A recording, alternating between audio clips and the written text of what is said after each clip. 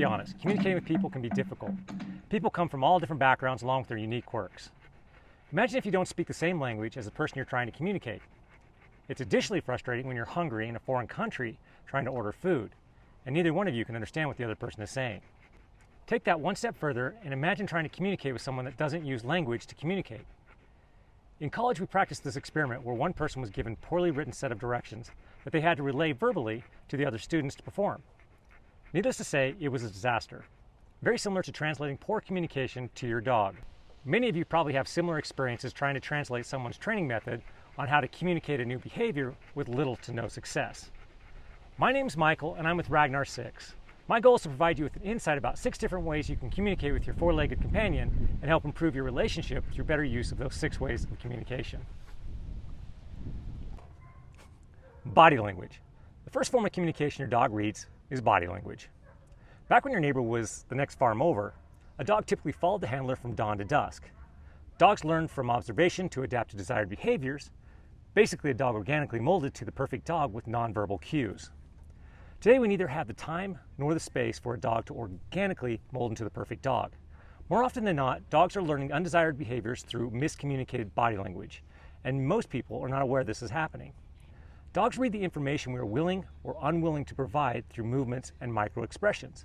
They store repetitive body language focused on them as a form of communication. An oversimplified example of learned behavior through body language is a dog running away from you, and you take chase. Guess what?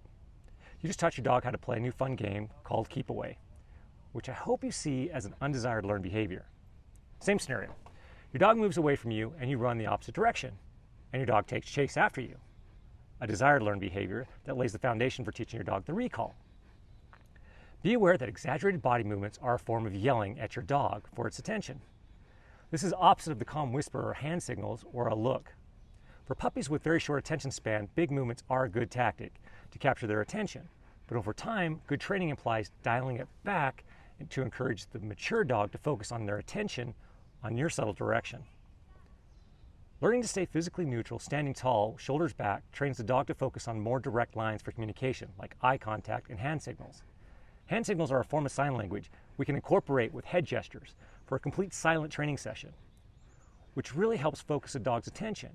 You will soon realize that these silent training sessions, how much chaos you bring as a handler to the training session with too much talking.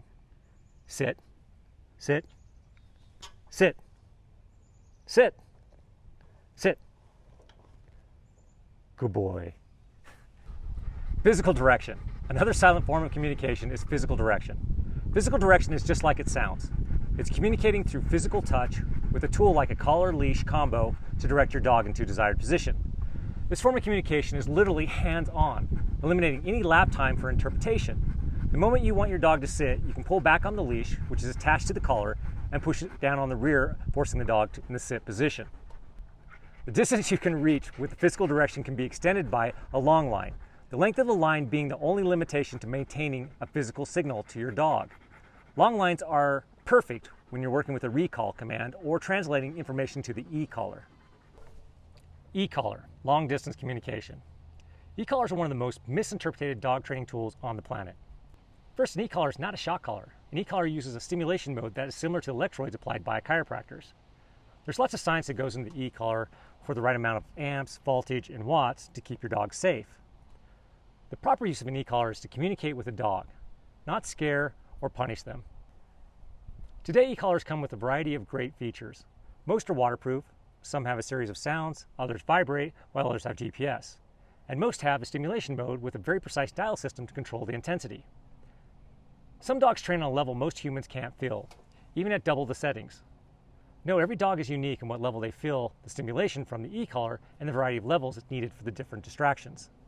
My disclaimer, I never recommend the use of an e-collar without proper education. The e-collar, in my humble opinion, is nothing more than a cell phone for dogs. In other words, a long-distance communication device. I don't train my dogs with an e-collar. I introduce it to them after they've been trained. As I mentioned before, that I use a long line to translate information to the e-collar. Once that information is understood, I'll start to modify the e-collar training by dialing down the level of stimulation. Similar to exaggerated body language or yelling, the e-collar has a dial much like a volume. The idea of communicating with a dog in good training practices is to continue turning down the volume throughout the training program. When people are yelling, they're not really communicating. Same goes for yelling at dogs. That's not to say I don't yell at my dog to leave it or stay out of the street, but when used sparingly, it's more effective, as is the e-collar. Marker training. What is marker training? Well, marker training is a way of marking behavior with precise timing to alert your dog they performed a desired task, usually paired with a reward. A marker can be done with a tool that makes a clicking sound or a verbal word like yes. The clicker is most often associated with a marker training, but as I mentioned, not the only form of a marker. Some behavioralists believe the clicker is a better choice because there's no emotion attached to the clicking. Others like the verbal marker because it leaves your hands free and you never leave home without it. The emotions, on the other hand, are more difficult to leave behind. Markers eliminate miscommunication to the dog that's often related to miscommunicated body language. For example, teaching a dog to sit. The time it takes to lean over and hand them a treat, a dog may be confused for whatever behavior they are being rewarded. Was it the stay, that I look straight at him, or for the sitting? Okay. Traditional marking training communicates to a dog when precisely timed, you just did that desired behavior I was looking for, and a reward is coming.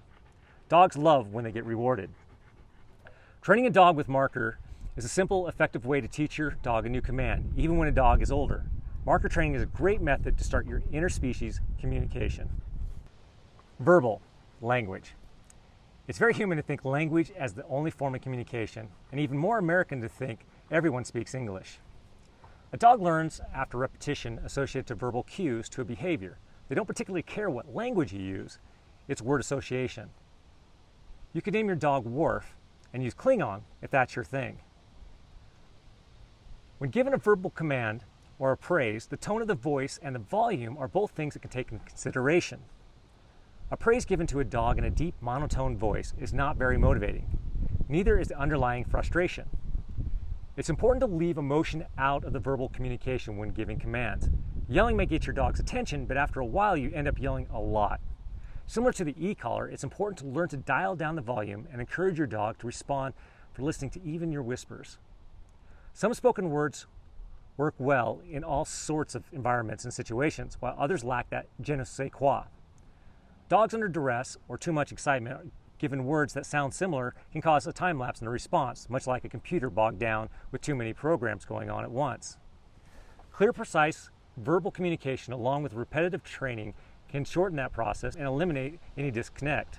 G and ha are perfect examples of words that have distinct differences compared to the right and left, which have the same T sound at the end.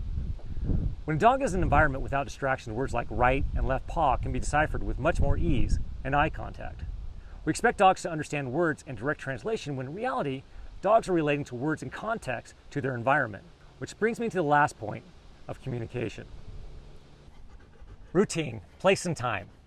A daily routine is a combination of different methods of communication. Throughout the day, we give signals to our dog, reaching for the leash for the morning walk, opening the same closet door for breakfast, and when we do these things at the same time every day, a dog learns to read the clock. Not really. Dogs do have internal clocks that can be very precise within a minute or two, depending on your OCD with your routine. I admit I'm a bit OCD and feed my dog every day around 6:30. And on those days I'm not keeping a good eye on the clock, my dog is there sitting in front of me with the stare. Routine showed my dog he could communicate with me. When he needed to go out, he would stand in front of me and get my attention, then move to the door. Just a few times visiting my storage unit, my dog has adapted to the routine. I usually let him out and roam around the car while I'm digging to my unit for whatever. As soon as I go in to pull down the sliding door, my dog jumps into his kennel. The first few times I turned around and I could not find my dog. How many of your dogs get excited when you show up to the park? Especially when the locations like grassy, wide open spaces has taught your dog that good things happen there, right? With a good routine, a dog can be a dog, which in most cases means they're going to sleep all day. This goes for even the most energetic dogs. They know sometime later in the day they're going to get outside for some training or some one-on-one exercise. You communicate this through a consistent routine. Routine goes back to the farm and open spaces. The more a dog can adapt to your routine, more of your communication can be anticipated, making your life with your dog that much easier.